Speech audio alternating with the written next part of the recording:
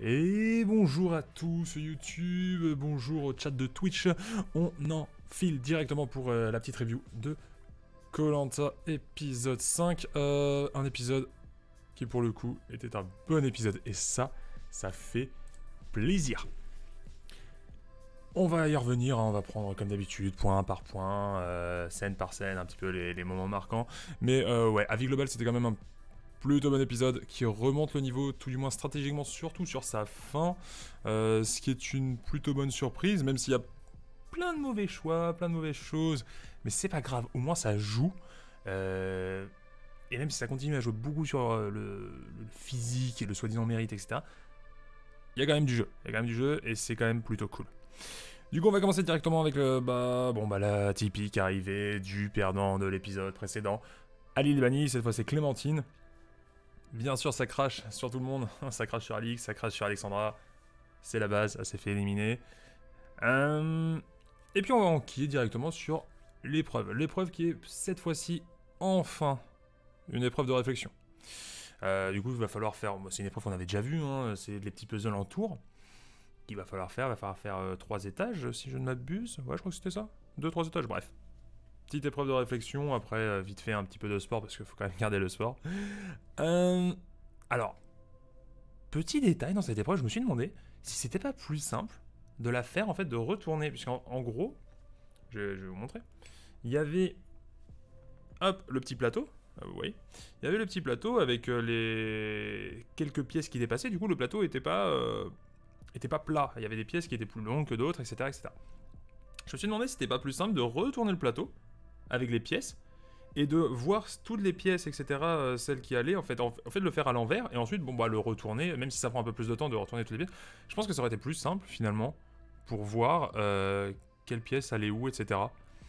Puisque quand on construit les petites tours qui sont pas toutes les mêmes à la même hauteur, etc., c'est pas super évident ensuite de retourner le plateau, alors que si on met le plateau directement à plat et à l'envers, on peut... Bref. C'était une petite idée, hein, si jamais vous allez faire Koh-Lanta, voilà, vous me direz, mais voilà, c'était une petite idée pour savoir comment mieux faire cette épreuve, qui était un petit peu plus compliquée de ce fait, vu que le plateau, en effet, avait déjà lui-même des pièces qui n'étaient pas de la même hauteur. Bref. L'épreuve est sympathique, ma foi, tout se passe bien. C'est une épreuve voilà, de duel, d'arène, comme on dit dans le milieu.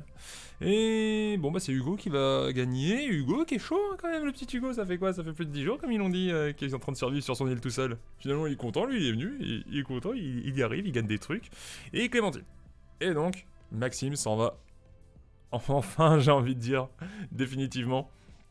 Rien que j'ai rien contre Maxime, mais bon, vous avez vu les reviews. Il apportait pas grand chose, vraiment il apportait rien quoi, enfin Hugo non plus à la limite, mais bon, au moins il gagne des épreuves. Clémentine est plus intéressante, et en plus, chose qu'on n'avait pas dit la semaine dernière, et pour ceux qui me suivent sur Twitter, j'avais mis le petit top 5 avec mon gagnant et mon top 5 ceux qui vont arriver en finale. Clémentine était ma gagnante, hein, j'avais pris méga des risques là-dessus. Clémentine était ma gagnante. Alors peut-être qu'elle reviendra. On n'y croit pas de ouf. Mais bon, si elle revient pas, au moins elle est toujours là. Elle est toujours là, elle n'est pas encore totalement éliminée. Ce qui est pas si mal. On va prendre ce qu'on peut. Bon, donc voilà, Hugo et Clémentine ça reste, Maxime se casse, bon voilà, tant pis. On arrive sur les îles principales, on voit Laurent qui essaye un peu de remotiver toutes les troupes, etc. Comme quoi, oui, en effet, on a viré Clémentine, c'était pas joli entre vous les filles hier, mais il faut qu'on gagne. Voilà, c'est toujours assez agréable. En vrai, dans son équipe, ça peut se comprendre du coup de pas avoir voulu virer Laurent à ce moment-là.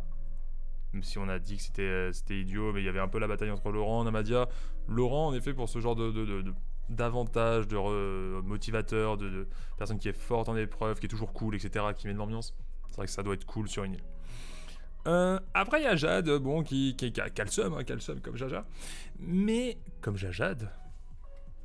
Mais parle ensuite de que cette aventure n'est pas saine et que toutes ces aventures auparavant l'ont été.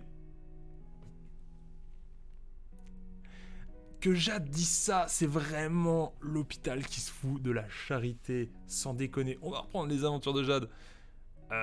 Palawan.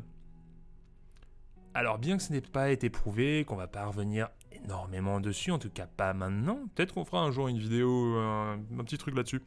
Mais Jade a quand même trempé dans des affaires un petit peu bressons, du style, les bros, on a fait un pacte de 5 en 2007 à Palawan, comme quoi on allait se diviser le pognon entre 5. Voilà, pas ultra sain non plus dans le sens où on va tout faire pour éliminer Grégoire à l'époque, mais vraiment tout, alors que maintenant ça prône, oui, il faut jouer contre les meilleurs, etc. Oui, bon, ouais. Soit il y a quand même 13-14 ans de différence entre les deux saisons, mais ça retourne un peu sa veste quand même, hein. Grégoire, on lui a pas vraiment laissé sa chance, et en vrai c'était bien joué, puisqu'il était très très fort sur les épreuves, mais, enfin voilà, et puis Grégoire lui-même n'avait pas voté pour Jade alors qu'il s'entendait bien, en mode, Jade tu ne mérites pas de gagner, je vais faire exprès qu'il y ait un match nul, parce que j'ai entendu parler d'Impact. Voilà, c'est pas ultra sain. Et on va voir ensuite sa deuxième saison, qui était le premier, le retour des héros. C'était l'année d'après, je crois que c'était en 2008 ou 2000, non, 2009. Toujours pas très sain dans l'idée, parce que même si, dans ce qui s'était passé, je vais remettre un petit peu le contexte, il s'était passé rien de très grave, dans le sens où elle a joué comme elle a joué. Jade avait pris en finale, puisqu'elle gagne les poteaux, elle prend, comment il s'appelait ? Romuald. Elle prend Romuald avec elle pour la finale, puisqu'elle se dit, vas-y, j'ai plus de chances de gagner contre Romuald plutôt que contre la personne à qui j'ai tout promis, à qui j'ai promis le monde, avec qui on a joué toute l'aventure, à qui j'ai dit, oui, t'inquiète pas, on ira ensemble en finale, etc. Je sais plus si elle l'avait vraiment dit ou pas, mais c'était un peu, voilà, c'était un peu les besties, qui étaient Philomène. Et Philomène lui avait craché dessus, elle l'avait défoncé à la finale, au prime de la finale. Du coup, niveau relation saine et saison saine, on repassera pour Jade. Hein. Vraiment, Jade a toujours trempé dans des bails un peu chelous, un peu clash. Voilà. Du coup, ça m'a fait vraiment beaucoup rire quand elle a sorti ça. Oui, non, moi, c'était des saisons saines à l'époque. Il n'y avait pas de trahison, etc. Oui, non, bon, vous divisiez le pognon entre vous. Bien que ce n'était encore une fois jamais prouvé. Et tu te clashais en direct avec ta soi-disant besta parce que t'as pas voulu la prendre et que soi-disant c'était un truc que vous aviez décidé. Bref, blablabla. Bref, Jade nous la fait pas nous. Hein, tu vas pas me faire croire que tu connais pas la stratégie, surtout que pour le coup Jade était une des personnes pour l'instant dans cette saison qui a pas trop mal réfléchi et qui a un peu de jugeote et qui sait plus ou moins vers qui s'orienter pour les éliminations. Là quand ça l'arrange pas, oui non mais la stratégie c'est le mal, oh là là c'est pas vraiment sain. Nous la fais pas, hein, nous la fais pas, s'il te plaît. Bon, ils arrivent sur l'épreuve, hein, l'épreuve de confort. Il n'y a pas d'explication de la part des rouges de pourquoi ils ont éliminé Clémentine. Et enfin, mais oui, mais enfin, c'est complètement con d'expliquer à l'équipe d'en face pourquoi vous avez éliminé quelqu'un. Vous allez donner quoi? Mais des infos ensuite pour la réunification? Ouais, on pouvait pas blairer telle et telle personne. Ouais, telle personne avait un collier, du coup, en fait, c'est l'autre qui est parti. Enfin, ça se dit, mais dans plein de saisons, mais ne le dites pas. Par exemple, une équipe va dire, oui... J'ai, je sais pas, j'ai eu une connerie, je crois que c'était Mathieu là qui s'était fait avec Mathieu et Aubin, vous vous rappelez? Ouais, c'était les 4 terres. Ouais, Mathieu il est sorti parce que Aubin a sorti son collier. Du coup, en gros, vous donnez comme information à l'autre équipe que Aubin est une personne que vous vouliez virer. Du coup, s'il y a une réunification ou un mélange d'équipes, tout le monde sait déjà qu'il va falloir essayer de récupérer Aubin parce que Aubin n'a pas été apprécié dans son propre équipe. Enfin, c'est donner beaucoup trop d'informations, c'est idiot ce genre de move. Et souvent, Denis un peu incite à ça. Et là, cette saison-ci, bon, je crois que c'était Kumba sur l'épisode d'avant qui avait fait non, mais nous on dit rien, qui avait pris un peu parole. Et là, l'équipe rouge, du coup, font non, mais nous, du coup, on dit rien non plus. Merci, ne dites pas pourquoi une telle ou telle personne est sortie. Ça n'a aucun sens. Je vais en parler très vite fait. Ceux qui ont regardé Survivor, et là, je vais pousser un petit peu plus loin. Survivor, saison 20, personne ne sait ce qui est en train de se passer au niveau des votes et pourquoi telle et telle personne sont en train de sortir. Et c'est ultra important dans le gameplay et la stratégie qui va ensuite s'exécuter. Puisqu'en gros, les personnes d'une équipe vont essayer de mentir après pour la réunification en mode non, mais c'est pas du tout ça. Moi, je suis le pauvre petit mouton. Alors que ce n'est pas du tout le mouton, c'est clairement le loup qui est en train de dézinguer tout le monde. Et vu qu'il n'y a eu jamais aucune explication pendant 15 jours et que les gens se sont fait des a priori, se sont fait des idées de pourquoi telle ou telle élimination, c'est beaucoup plus intéressant que de garder le suspense. Enfin, ceux qui ont vu Survivor comprendront clairement la référence. Mais voilà. Ça, c'est un bon point. Ça, c'est des trucs qu'il faut continuer à faire. Ne dites pas pourquoi vous avez éliminé telle personne. Alors, récompense individuelle, plus ou moins, dans une épreuve de confort, en équipe. C'est pas très teamplay, n'empêche, cette saison. Hein.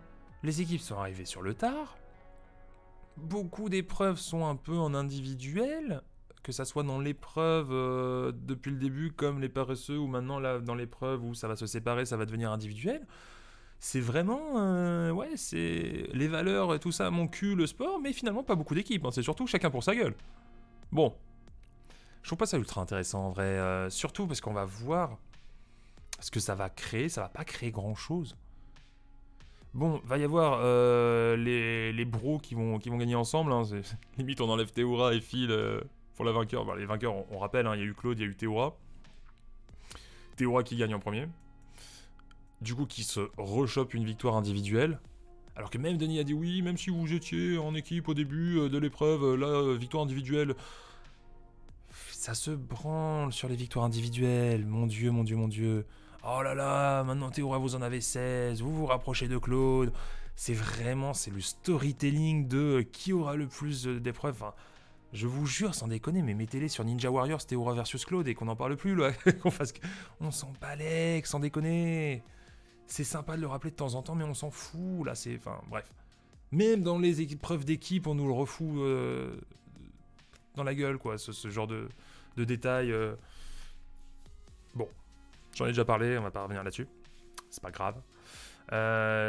Donc, on rappelle Claude, Théora et Phil qui se qualifient. Laurent, après, c'est presque qualifié, mais les mecs vont aller en confort ensemble, ils vont aller faire de la cueillette dans des jardins.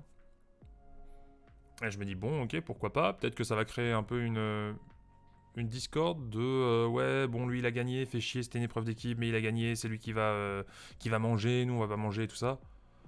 Au final, que dalle. Au final, les mecs ils ramènent de la nourriture dans leur camp. Je comprends pas la logique.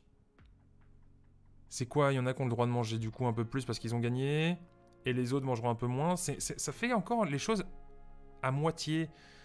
On vous donne pas de riz, mais on va vous en donner plus tard. Vous n'avez pas le droit de gagner le confort. Il y a que telle et telle personne qui vont pouvoir y aller. Mais au final, ils ont quand même le droit de ramener un t-shirt rempli de bouffe parce que ils ont demandé à la prod pour tout le monde.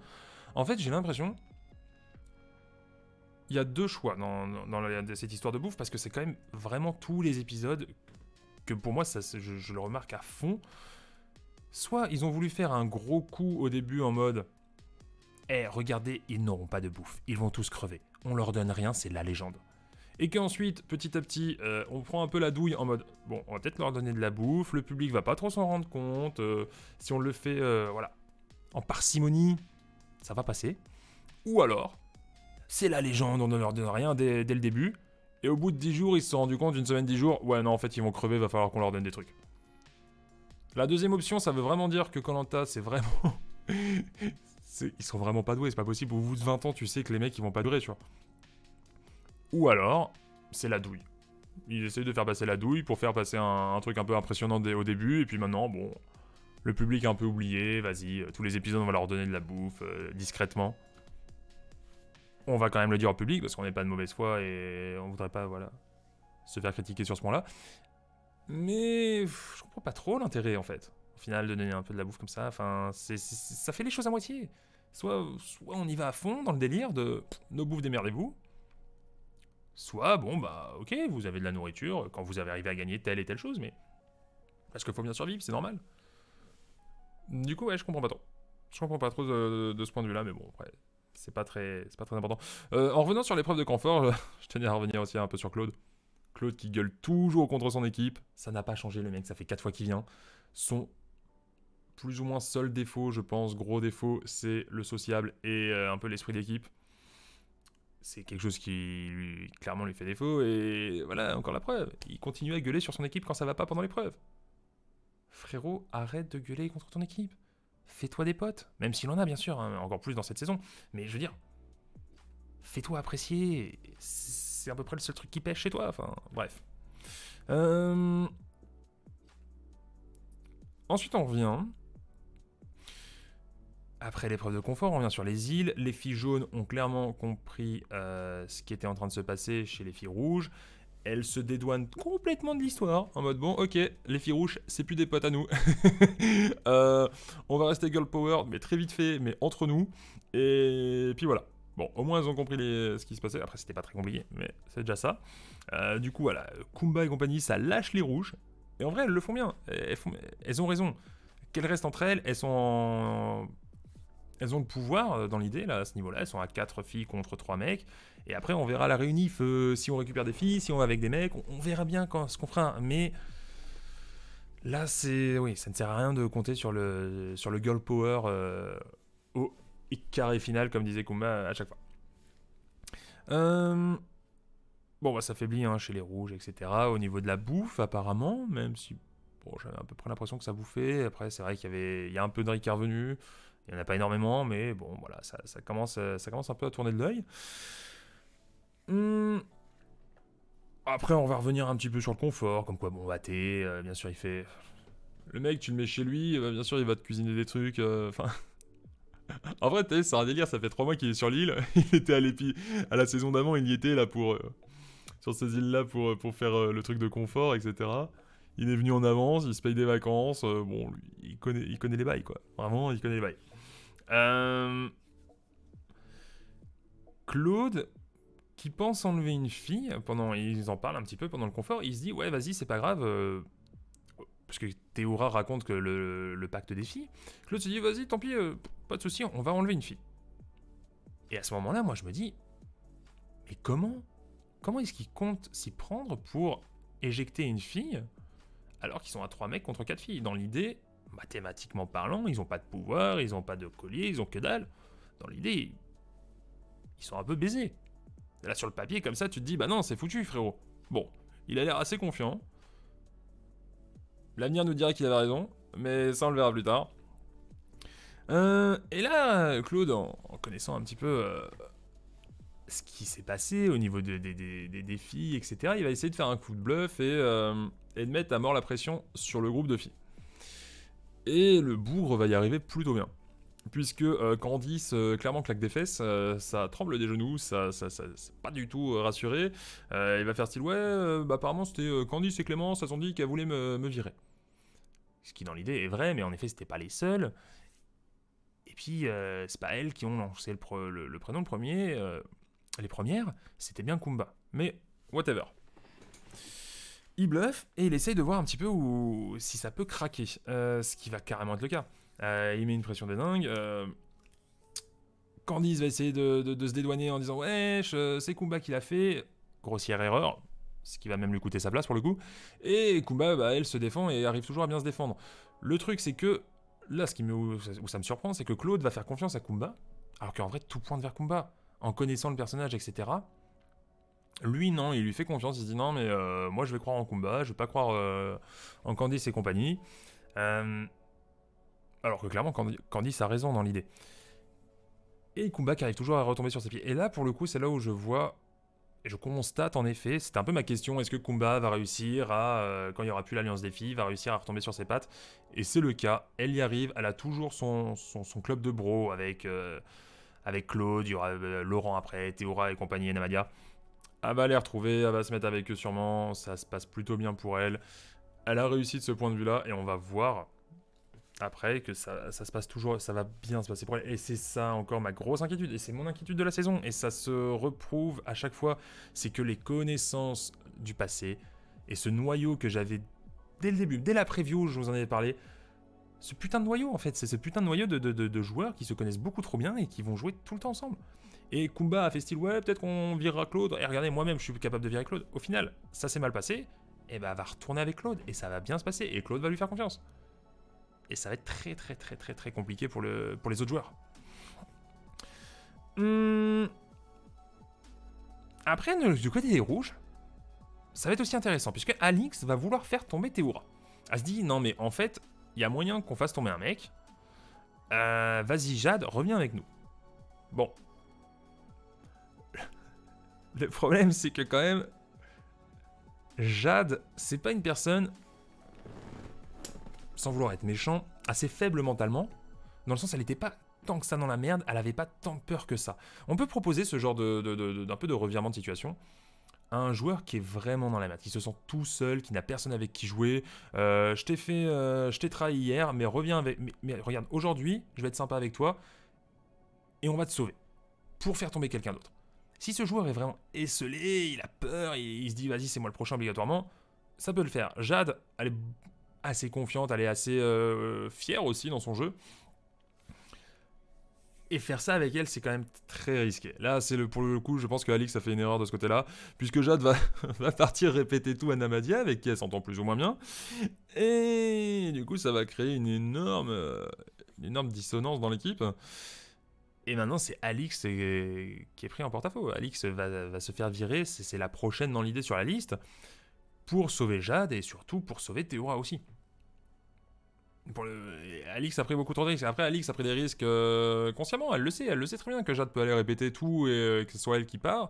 Elle essaye de prendre des risques. On peut pas trop lui en vouloir de ce point de vue-là, mais il y a eu quand même l'erreur de se dire Jade va faire n'importe quoi du moment que je lui dis qu'elle va réussir à se sauver. Malheureusement, ça va pas être le cas. Malheureusement, Jade, c'est pas ce style de joueur. Et ça, c'était une erreur de vision de jeu, mais bon, après, on peut pas non plus lui reprocher de tenter des trucs. C'était plutôt cool et franchement ça a donné... Et c'est vraiment à partir de ce moment-là où l'épisode devient super intéressant. C'est au retour du confort où là vraiment il va y avoir voilà, les coups de bluff de Claude, les tentatives de Alix, ça essaie de disperser les votes, de se dire ok telle personne va voter pour telle personne, en vrai il y a besoin que de 3 votes pour réussir à sortir Alix ou réussir à sortir Théora. Là ça réfléchit, là ça joue et là c'est intéressant, là c'est cool. Le vrai jeu, c'est ça, c'est juste de réussir à virer une personne ou une autre. Point barre. Il n'y a pas à chercher plus loin. Il n'y a pas à chercher de qui gagne, qui ne gagne pas. Non, le seul but, c'est de virer les autres et de survivre. Point. À la ligne. Après, on peut utiliser toutes les façons qu'on veut. On peut être sympa, on peut être discret, on peut être stratège, on peut être ultra fort sur les épreuves et impressionner, ou alors juste gagner toutes les épreuves et jamais être en danger. On fait ce qu'on veut. Mais dans l'idée, le seul but, c'est de ne pas se faire éliminer. Et là, ça joue à ne pas se faire éliminer ou à éliminer les autres, à éliminer telle ou telle personne. Et là, c'est cool. Là, c'est intéressant. On n'est pas... voilà. Là, ça commence à devenir cool. Et du coup, ça bouge enfin. C'est un peu le gros truc de l'épisode. Et j'espère que ça va continuer comme ça. Si la saison pouvait continuer comme ça sur ce rythme, même si l'épisode n'a pas été incroyable, n'a pas été parfait, le début était un peu lent, n'a pas été ultra intéressant, sympathique. Hein. De toute façon, la saison sera sympathique, comme je l'ai déjà dit. Il y a tellement de retours, etc. Ça ne peut être que cool. Mais là, vraiment, ça a bougé sur la fin d'épisode, c'était cool. C'était vraiment dynamique, c'était vraiment voilà, stratégique. Même s'il y a des erreurs, comme je l'ai dit, Alix, pour moi, c'est une erreur ce qu'elle a fait. Jade, ça sera peut-être une erreur à long terme, mais on verra plus tard. Peut-être parce que, justement, ce côté, ouais, on peut pas trop te faire confiance, tu vois, t'as trahi telle ou telle personne. Enfin, t'as trahi Alix qui te faisait confiance, mais en même temps, Alix l'avait trahi aussi avant, du coup... non, en vrai, c'est peut-être pas si mal dans tous les points de vue pour Jade, hein, vraiment d'aller essayer de se raccrocher à Namadia et compagnie. Je pense que c'est un bon point, et même après elle pourra sortir ouais coucou, moi je t'ai sauvé Théora, tu vois. En vrai c'est pas... Le move est bon, le move est clairement bon. Arrive l'épreuve d'immunité et on nous informe que le vainqueur, enfin l'équipe de vainqueurs va pouvoir immuniser un des perdants. Bon, pourquoi pas après tout. Ce qui est bien, c'est que c'est prévenu avant l'épreuve, que c'est même prévenu avant les votes. On se rappelle de l'épisode 2. Du coup, voilà, pourquoi pas. L'épreuve, elle est plutôt tendue, elle est plutôt serrée, l'épreuve des catapultes. Elle est très cool à regarder, il y a une tension, etc. Le montage est cool. Loïc, clairement, carry son équipe. Il a réussi 3... Ouais, bah 3... à dégommer 3 petits totems, là, sur 8. Vraiment, non, c'était cool, il n'y a rien à redire. Tout à fait sympathique. Et là, les rouges, donc, vont pouvoir protéger, puisque les rouges vont gagner, vont pouvoir protéger un des jaunes. Plutôt logiquement, ils vont aller sur Phil, puisque c'était celui qui paraissait le le plus à risque, et même de leur point de vue, moi je comprends, c'est un homme, il reste plus que 3 hommes, c'est Phil, il avait déjà eu aussi des votes avant, etc. etc. En vrai, pourquoi pas, Phil était clairement logique. Du coup, Phil est immunisé, mais de toute façon, c'était pas vraiment la personne qui allait être visée. Mais c'est ce qu'on va voir plus tard. Conseil surprise, qui a été spoilé, by the way, par la pré-pub, là. C'est chiant, ça, sans déconner. Enfin, je sais que c'est fait pour garder les spectateurs, etc., qui restent, mais... Ouais, ça enlève la surprise, quoi. En plus, tu peux même pas... Par exemple, les previews de fin d'épisode, moi, je les regarde pas. Je me tire direct, j'éteins ma télé. Ça, enfin, je peux pas trop, quoi. Je suis en train de regarder l'épisode. Eh, au fait, conseil surprise. Oh, ok, bon, vas-y. Bon, bah, je me le... Oui, soit. Ça spoil un peu, c'est comme ça. Et du coup, je me suis dit, pendant le conseil surprise, je me dis, ok, conseil surprise, donc peu de surprise. Dans le sens où les gens vont pas prendre de risques, il n'y a pas eu d'énormes stratégies qui ont été trop faites. Même s'ils étaient au courant, puisqu'ils sont venus avec leur sac à dos, peut-être qu'ils en ont reparlé sur le chemin, etc., de qui est-ce qu'on allait voter au cas où. Bon, ça avait l'air assez clair quand même. Et les votes vont partir sur Clémence. Alors, 2-1, petit 1. Kumba et Christelle, et surtout Kumba, qui nous a quand même, on va pas se mentir, cassé les couilles sur le fait qu'elle n'allait jamais trahir sa parole, que les filles ça allait jusqu'au bout, qu'ensuite, bon, on est passé de les filles ça va jusqu'au carré final, ensuite les filles ça va au moins jusqu'à la réunification, et au final, bah non, les filles ça ne va nulle part. Tu votes, elle vote contre une fille, elle vote contre Clémence. Attendez, non. Ah non, elle vote contre Candice. Parce qu'elle sait que tout le monde va voter contre Clémence, et c'est juste pour mettre un petit coup de pression à Candice, du style... ma petite cancan, t'es bien gentil, mais tu me la refais pas à moi de me mettre sur la place publique, de dire à tout le monde que c'est moi qui voulais voter Claude, voilà. Pas de ça entre nous, c'est moi la boss ici. Juste pour mettre un petit coup de pression. Bon. Pas très joli, hein, au niveau de sa parole, mais après on s'en fout, c'est Koh-Lanta, soit, mais c'est... Si au moins, elle était sincère dans le sens, tu vois, enfin... Avec d'autres personnes, ou... avec d'autres filles, ou même avec les caméras, les interviews et tout, mais tout le temps, ça a tout le temps été, ouais, non, les filles, jusqu'au bout, non, mais moi, j'ai qu'une parole, etc. Et ça fait 2 fois qu'elle retourne sa veste. La première fois, c'était, ouais, non, mais les meilleurs, ça va rester, bon, sauf Clémence, parce qu'elle a quand même gagné 2 fois. Oui, c'est la trop meilleure, quoi. Bon, bah là, c'était encore une fois. Là, c'est, non, jamais contre des filles, mais bon, bah, Candice, ouais, me parle plus sur ce ton-là, ok. Voilà.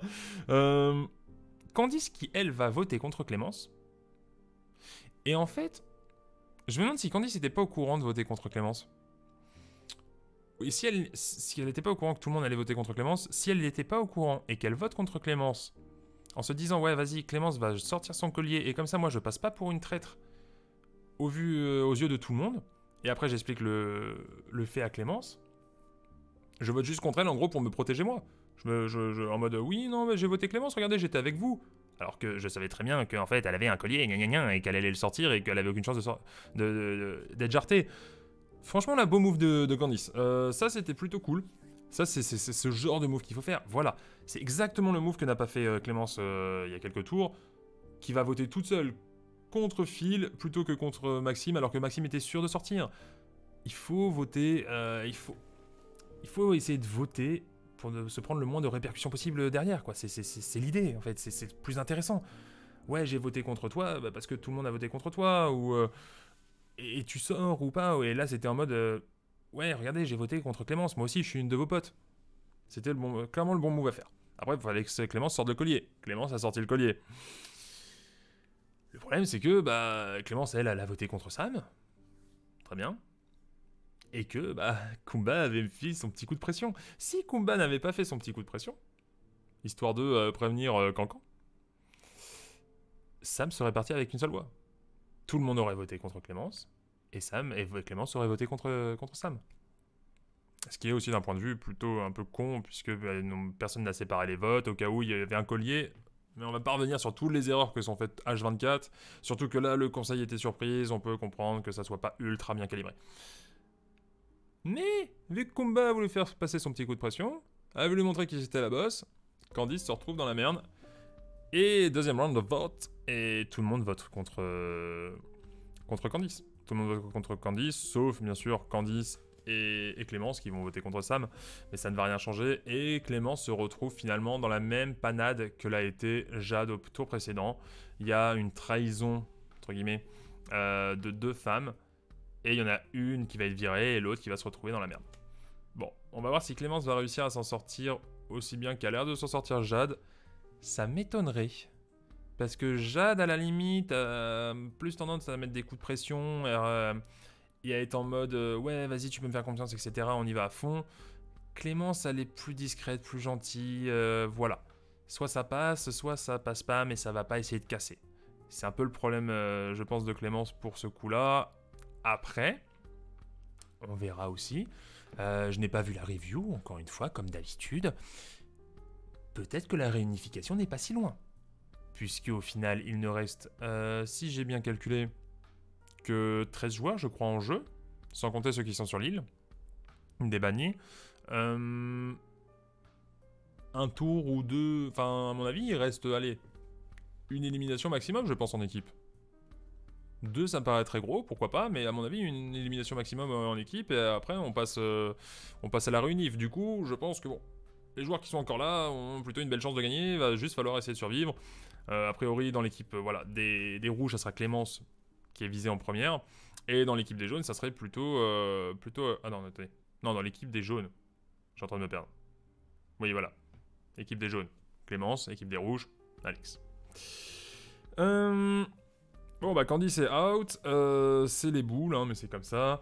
Crystal et Kumba, ça a été le revirement de situation. Crystal, de toute façon, ça faisait pas mal de temps qu'elle disait qu'elle voulait un peu jouer avec les mecs et tout ça. Elle a l'air de plutôt bien s'entendre avec Claude.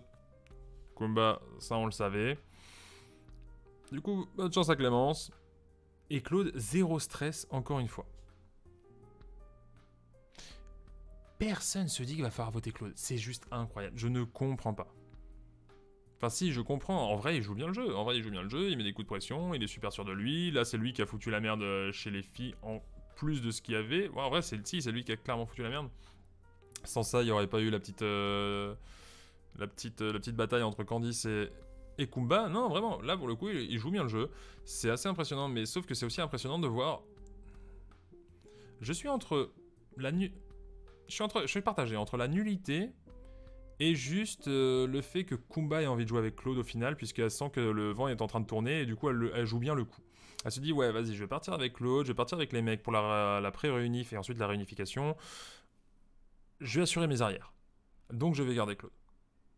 Mais les autres joueurs...